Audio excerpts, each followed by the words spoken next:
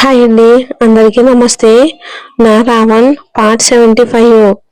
మేఘ వాళ్ళని హక్ చేసుకుని సంతోషపడుతూ మనసులోనే ఇలాంటి కర్మశని పసి పిల్లల్న వాళ్ళు చంపాలి అనుకుంటున్నారు. భావన ఇంకొకసారి వాళ్ళ మీద ఎలాంటి అటాక్ చేయకుండా చూసుకోవాలి. దానికోసం నేను ఏం చేయడానికైనా సిద్ధమే. ఆఖరికి నా ప్రాణాలు పోయినా సరే వీళ్ళకి ఏం కాకుండా చూసుకోవాలి. మూర్ఖత్వంతో కూడిన పగతో పిల్లల నూరేళ్ల జీవితాన్ని వాళ్ళు నాశనం చేయాలి అనుకుంటున్నారు. అలా చేయటానికి నేను ఒప్పుకోను. భావన ఒక్కడిని మారిస్తే చాలు, మిగతా వాళ్ళ సంగతి బావే చూసుకుంటాడు అనుకుంటుంది. ఇప్పటి నుంచి నా ధ్యేయం అడుగడుగున బావకి నిజం తెలుసుకునేలా చేయాలి అనుకుంటుంది మనసులో దృఢంగా మేఘన. పిల్లల వైపు చూస్తూ మళ్ళీ ముద్దులు పెట్టుకుంటుంది మేఘన. వాళ్ళని అసలు వదలాలి అనిపించట్లేదు, అంత ముద్దుగా ఉంటారు. మరి మన సన్నీ బన్నీలు అచ్చం సిద్ధులాగానే వాళ్ళిద్దరికిద్దరు నేనేమని పిలవాలి అంటారు. ఇక వాళ్ళకి మాటలు వచ్చినప్పటి నుంచి కూడా అందరినీ ఆంటీ అని పిలిచి అలసిపోయారు. సన్నీ బన్నీని దగ్గరికి తీసుకుని తన నీకు పిన్ని అవుతుంది అంటాడు సూరజ్. ఇక ఏంజల్ పిన్ని అని పిలవండి అంటాడు. సన్నీ బన్నీ నవ్వుతూ నిజమే, పిన్ని ఏంజిల్ లాగానే ఉంది, తన హెయిర్ స్మెల్ భలే ఉంది అంటారు.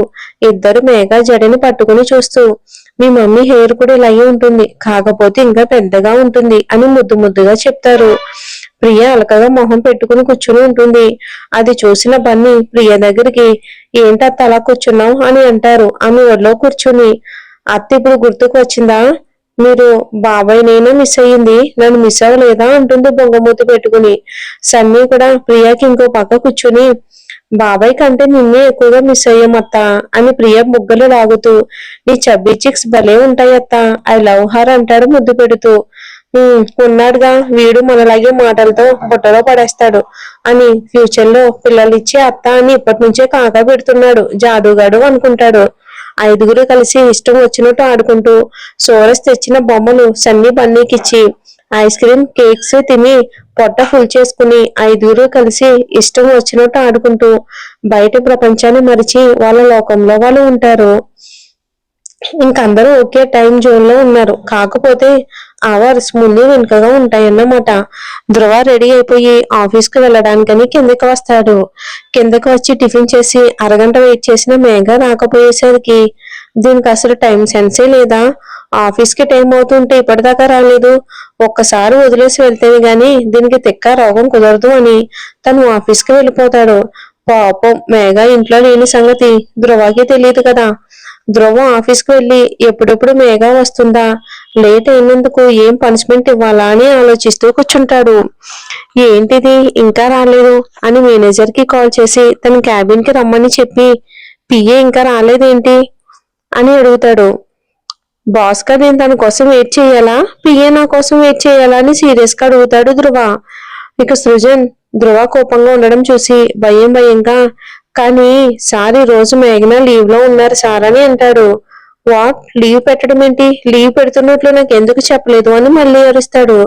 సృజన్ బిక్కమొహం వేసుకుని సార్ లీవ్ మెయిల్స్ నాకే కదా సార్ వచ్చేవి అంటాడు.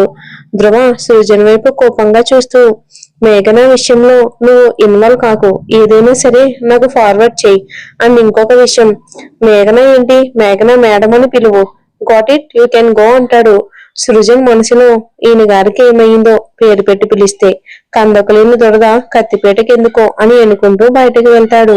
సృజన్ బయటకు వెళ్ళగానే నిన్న జాయిన్ అయిందో లేదో ఈ రోజు లీవ్ పెట్టింది, ఏదో పీగుతాను పొడుస్తాను నన్ను నేను ప్రూవ్ చేసుకుంటాను అని పెద్ద పెద్ద డైలాగులు చెప్పింది అని 2 నిమిషాలు ఆలోచించి వెంటనే జమునకి ఫోన్ చేసి అత్త మేఘన ఆఫీస్ కి రాలేదు, ఎక్కడికి వెళ్ళింది అని అడుగుతాడు. జమున సోరస్ ప్రియ మేఘన ముగ్గురు కలిసి వెళ్లారు నాన్న, వాళ్ళు ఎక్కడికి వెళ్లారో నాకు కూడా చెప్పలేదు అంటుంది. ఓకే అత్త బాయ్ అని ఫోన్ కట్ చేసి వెళ్ళింది కాక దాన్ని కూడా తీసుకుని వెళ్ళారా అని టేబుల్ మీద ఉన్న ఫ్లవర్ వాజ్ ని చేత్తో కోపంతో పక్కకి నెడతాడు. అది కింద పడిని బల్లుని పగులుతుంది. దీనికి ఎంత ధైర్యం ఉంటే ఆ సిద్ధుగాడి ఇంటికి వెళ్తుంది, వాడంటే నాకు ఇష్టం లేదని తెలిసి కూడా వెళ్ళింది అంటే దీనికి నేను అవసరం లేదు, నా మాట అంటే లెక్కలేదు అనే కదా చెప్తా. ఇంటికి కదా వచ్చేది. ఇంకొకసారి నాకు చెప్పకుండా నాకు ఇష్టం లేని చోటుకు వెళ్లకుండా ఉండాలి అంటే దీని వెన్నులో వణుకు పుట్టేలా చెయ్యాలి.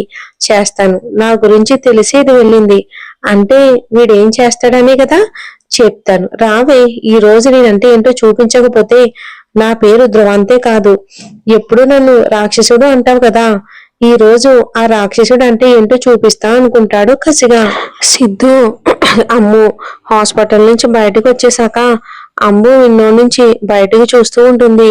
శాంతిని అలాంటి పరిస్థితిలో చూస్తుందని ఆమె అస్సలు ఊహించలేదు. ఎక్కడో ఒక చోట ఆమె బాగానే ఉందేమో అనుకుంది, కానీ ఇంత ఘోరమైన పరిస్థితిలో ఉంటుందని ఏమాత్రం ఊహించలేదు. శాంతిని తలుచుకుంటే ఆమెకి ఏమాత్రం కన్నీళ్ళు ఆగడం లేదు. ఆమె బాధను చూస్తూ ఉంటే సిద్ధుకి లోపల ఎన్నో రకాలుగా ఉన్నా అది బయటికి అతను చూపించలేకపోతున్నాడు. ఇప్పుడు ఆమె ఎలా బాధపడడానికి అతనే కారణం. ఒక ఆడపిల్ల నిండు జీవితం అలా అవటానికి కారణం అతని వల్లేనని తెలిసి చెప్పలేని బాధ, కోపం, ఆవేశం. వీటికి కారణమైన వాడు సిద్ధు చేతికి దొరికితే వాడి పరిస్థితి ఏంటో కూడా మన ఊహకు కూడా అందదు. అది అంత కసిగా, కోపంగా ఉంది వాడి పైన సిద్ధుకి. ఎవరి ఆలోచనలో వాళ్ళు ఉండగానే ఇంటికి చేరుకున్నారు. ఇంటికి వచ్చింది కూడా అమ్ము గమనించలేదు. బాధలో ఉండిపోయింది. అమ్ము వైపు బాధగా చూస్తూ అమ్మాడు అని కదిపాడు. సిద్ధు ఏంటి కన్నా అన్నట్టు అతని వైపు చూస్తుంది కారు దిగి. సిద్ధు కూడా కారు దిగి అమ్ము దగ్గరకు వచ్చి జేబీలో ఉన్న హ్యాండ్ కి తీసి ఆమె మొహం అంతా తుడిచి పిచ్చి పిచ్చిగా ఉన్న హెయిర్ ని సరిచేసి ఆమె నుదుటి మీద ముద్దు పెట్టి, నువ్వు ఇలా ఉంటే పిల్లలు ఏమైందో అని భయపడతారా, కొంచెం నార్మల్ గా ఉండడానికి ట్రై చేయి అంటాడు. అమ్ము మొహం మీద రాని నవ్వును పుడుముకుని సరే అని తలూపుతుంది. ఆమె చుట్టూ చేతిని వేసి లోపలికి నడుస్తారు. నిన్నట్లా ఇల్లంతా గోలగోల చేస్తూ ఆడుకుంటున్న పిల్లలతో పాటు సూరజ్, ప్రియ, మేఘాన్ని చూసి అప్పటిదాకా బాధలో బరువెక్కి ఉన్న మనసులు తేలికయ్యి పెదాల మీద నవ్వొచ్చింది ఇద్దరికి. వాళ్ళని చూస్తేనే లోపలికి వచ్చిన సిద్ధు అమ్ముని చూసి సూరజ్, సన్నీ, బన్నీ ఎవరు ఫస్ట్ డాడీ దగ్గరికి వెళ్తారో అని పరిగెత్తుకుంటూ సిద్ధు దగ్గరికి వస్తూ ఉంటారు. అమ్ము ముగ్గురిని చూసి బంగారాలు చూసుకుని రండి, చిన్న నువ్వు కూడా ఏంటి పిల్లలతో కలిసి అంటుంది. భయంతో ముగ్గురు ఆగకుండా పరిగెత్తుకుంటూ వస్తూ ఉంటే ఎక్కడ పడిపోతారో అని భయపడి అమ్ము. మరి ఏం జరుగుతుందో మనం వచ్చే ఎపిసోడ్ లో చూద్దాం. ధ్రువ మేఘ మీద రివెంజ్ ఎలా తీర్చుకుంటాడో ఏంటో.